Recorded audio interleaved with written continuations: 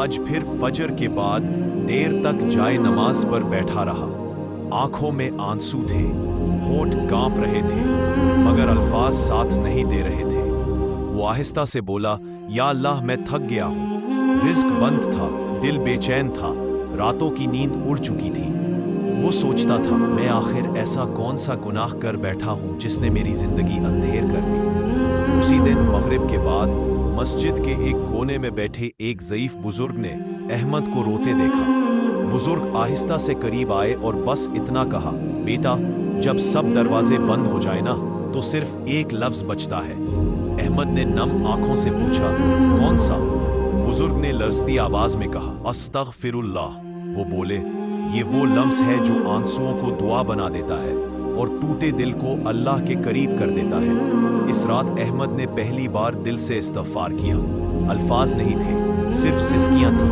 استغفر اللہ، یا اللہ معاف فرما دے۔ آنکھوں سے آنسو بہتے رہے اور دل کے بوجھ جیسے ہلکے ہوتے چلے گئے۔ پھر ہفتے اور پھر ایک دن احمد نے محسوس کیا، دل کا بوجھ کم ہو گیا، آنسو سکون میں بدل گئے اور امید دوبارہ زندہ ہو گئی۔ رزق آیا، مسائل ٹوٹ گئے، مگر سب سے بڑی نعمت یہ تھی کہ اللہ نے اس کا دل سنبھال لیا۔ احمد اکثر کہا کرتا تھا، میں نے مانگا نہیں، میں نے بس معافی مانگی اور اللہ نے سب کچھ عطا کر دیا۔ اللہ تعالیٰ فرماتے ہیں، اور اپنے رب سے معافی مانگو، بے شک وہ بڑا بخشنے والا ہے۔ سورہ نوح۔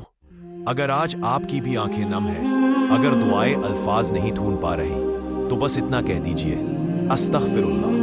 یہ ایک لفظ زندگی بدلنے کے لیے کافی ہے۔ یا اللہ، ہمیں استغفار کو اپنی عادت بنا لینے کی توفیق عطا فرما، آمین۔ اگر یہ کہانی آپ کے دل کو چھو گئی ہو تو لائک کریں، کمنٹ میں استغفر اللہ لکھیں اور مزید ایسی کہانیوں کے لیے چینل کو سبسکرائب ضرور کریں۔